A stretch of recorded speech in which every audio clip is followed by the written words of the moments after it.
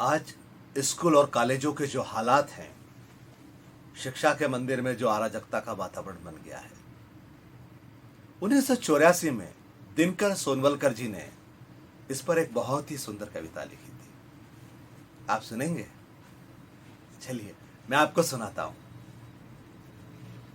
तुमने जो पत्थर फेंका था और तोड़ दिए थे कॉलेज की खिड़की के कांच, उसके टुकड़े मेरे सीने में चुभे हुए हैं और उसमें दिखाई दे रहा है तुम्हारा गुस्से से खुखार चेहरा। और मैं सोच रहा हूं, शीशे और पत्थर का गणित तुमने ठीक से समझा नहीं। वैसे किसी कांच को पत्थर से चूर चूर कर देने में कौन सी बहादुरी है? फिर सवाल यह भी है, यह पत्थर फेंकना तुम्हें किसने सिखाया? तुम्हारे मां बाप ने तो निश्चय नहीं, बल्कि उनकी आंखों में तो एक सपना पल रहा है तुम्हें लेकर कि तुम बनोगे उनके बुढ़ापे का सहारा।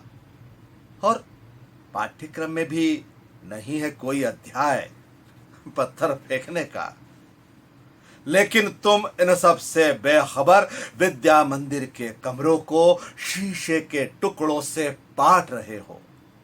जहां तुम्हें चढ़ाना चाहिए थे आस्था के फूल, जलाना चाहिए था अध्ययन का एकाग्र दीप, उसी सरस्वती मंदिर में ऐसा गुनाह।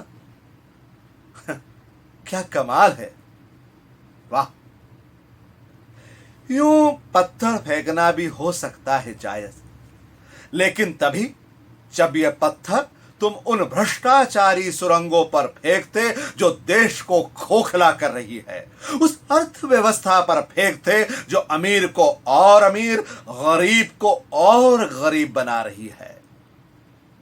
सत्ता के उन ऊंचे महलों पर फेंकते जहां हम सबकी खुशियां कैद है, लेकिन वहां एक पत्थर से क्या काम चलता? वे तो सख्त फौलाद से बने हैं और तुम्हारे हाथों में दिया गया ये पत्थर भी उन्हें राजनैतिक तहखानों से आया है। हाथ तुम्हारे हैं, पत्थर उनका है, ताकत तुम्हारी है, दिमाग उनका है। इधर तुम भले ही सीना तान कर दादागिरी दिखाते हो, गुरुजनों को गालियों का तोहफा भेंट करते हो, मगर तुम्हारी हैसियत दरअसल सिर्फ एक प्यादे भर की है, जिसे नेताओं की शतरंज में कभी इधर कभी उधर रख दिया जाता है। लेकिन जब डिग्री पाने के बाद तुम बेकारी की धूल फांकते फिरोगे, तब तुम्हारी मदद को इनमें से कोई नहीं आएगा, न आपातकाल के तानाशाह, न दूसरी आजादी के मसीहा।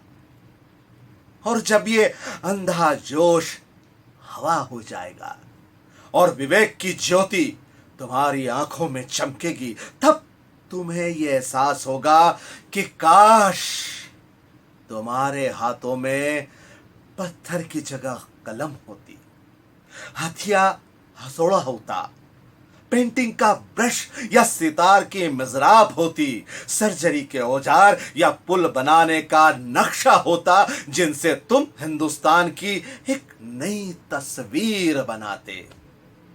मगर तब तक बहुत देर हो चुकी होगी और तब कांच के यही टुकड़े तुम्हारे सीने में चुभेंगे, लेकिन तुम रो भी नहीं सकोगे।